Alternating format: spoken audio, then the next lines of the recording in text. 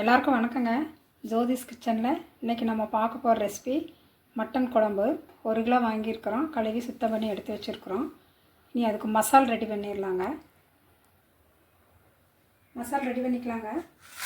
மிளகாய் எடுத்துருக்கேன், ஒரு 12 மிளகாய் எடுத்துருக்கேன் 1 கிலோவுக்கு. எந்த மிளகாய் காரம் இல்லை, அதனால் எடுத்துருக்கேன். காரத்துக்கு தகுந்த மாதிரி போட்டுக்கோங்க. மல்லி 5 ஸ்பூன் எடுத்துருக்கேங்க. ஜீரகம் 2 ஸ்பூனு, மிளகு 1 ஸ்பூனு, சோம்பு 1 ஸ்பூன், வெந்தயம் ஒரு 1/4 ஸ்பூனுங்க, பட்டை கொஞ்சம், கிராம்பு 6, 2 ஏலக்காய். இது எல்லாமே வறுத்துக்கலாங்க. வெங்காயம் வதக்கலாங்க. 1/4 கிலோ சின்ன வெங்காயம் எடுத்துருக்கேன், இன்னும் கொஞ்சம் ஊற்றிக்கலாம். தக்காளி போட்டுக்கலாங்க. 3 தக்காளி எடுத்துருக்கேன். பூண்டு ஒரு 15 பல் எடுத்துருக்குறேன். இஞ்சி போட்டுக்கலாம். எல்லாமே வதக்க வச்சிடலாங்க. கருவேப்பிலை ஒரு 15 வச்சுருக்கேன். மசாலா வறுத்தாச்சுங்க. வெங்காயம், தக்காளி, இஞ்சி, பூண்டு வதக்கியாச்சு. இது ரெண்டுமே மிக்சியில் அரைச்சிட்டு வந்துடலாங்க.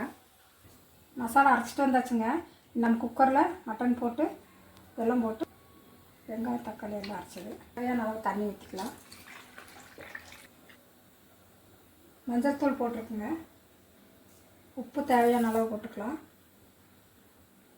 இனி நம்ம அதை கலந்து இந்த அரைக்கிற மசாலா தாங்க இந்த குழம்புக்கு நல்லா டேஸ்ட்டு.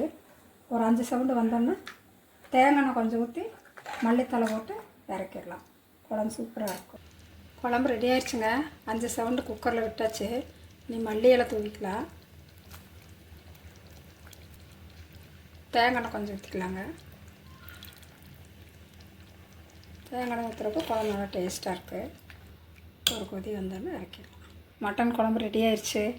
இந்த மெத்தடில் நீங்களும் செய்து பாருங்கள்.